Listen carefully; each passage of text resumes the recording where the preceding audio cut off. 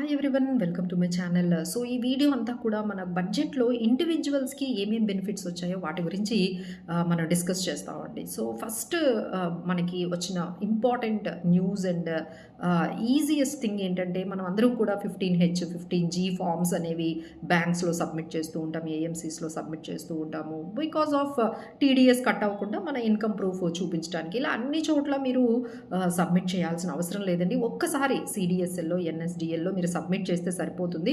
That will be shared along with all banks. అన్ని బ్యాంక్స్‌లో కూడా మీరు సబ్మిట్ చేయాల్సిన అవసరం లేదు. అదే మనకి ఒక్కసారి ఎన్ఎస్‌డీఎల్, సీడీఎస్‌లో సబ్మిట్ చేసేస్తే అది అన్ని బ్యాంక్స్ కూడా షేర్ అయిపోతుంది. అన్ని ఏఎంసీస్ కూడా షేర్ అయిపోతుంది. So you will get very convenient which is a very good move for the investors. Second ఏంటంటే మనందరం కూడా షేర్స్ బైబ్యాక్ చేస్తూ ఉంటామండి. అంటే మన దగ్గర ఇన్ఫోసిస్ షేర్స్ ఉన్నాయి. So the promoter is buying the Infosys share.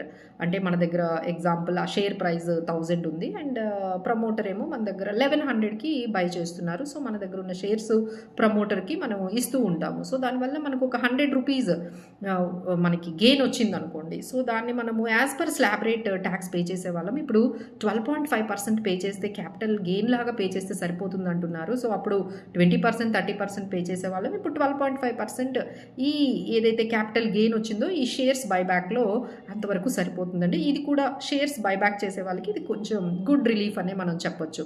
అలానే ఫారెన్ ట్రావెల్ చేసే వాళ్ళకి, ఫారెన్ వెళ్ళి అక్కడ మెడికల్ ఏదైనా ప్రొసీజర్స్కి వెళ్ళే వాళ్ళకి కానీ, అక్కడ ఎడ్యుకేషన్ కోసం వెళ్ళే వాళ్ళకి టీసీఎస్ తగ్గించారండి. ఇప్పుడు అది ఫ్లాట్ 2%. సో ఇది కూడా కొంచెం గుడ్ న్యూస్.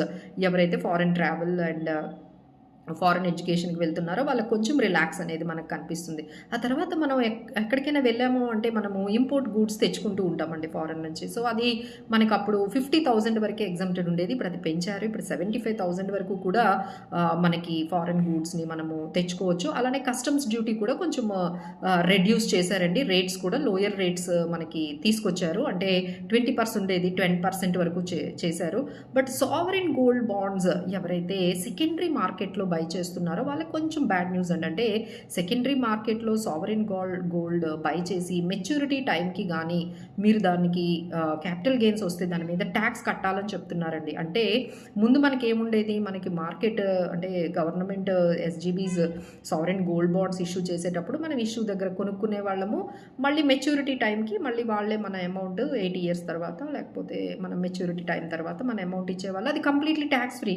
కానీ ఈ మధ్య గవర్నమెంట్ ఎస్జీబీస్ని ఇష్యూస్ చేయట్లేదు కదండి. కొత్త బాండ్స్ అనేవి, గోల్డ్ బాండ్స్ అనేవి రావట్లేదు. అందరూ కూడా సెకండరీ మార్కెట్లో కొనుక్కుంటున్నారు. ఈ సెకండరీ మార్కెట్లో కొనుక్కొని మీరు మెచ్యూరిటీ టైంకి కానీ అమ్మితే మాత్రం దాని మీద వచ్చిన ఇన్కమ్ అయితే ఎగ్జామ్ట్ కాదు. దాని మీద ట్యాక్స్ కట్టాలని గవర్నమెంట్ అనేది చెప్తోంది. ఇది కొంచెం నెగిటివ్ అండి. So please do watch us and please do share these videos and to your family and friends and please subscribe our channel. Thank you so much.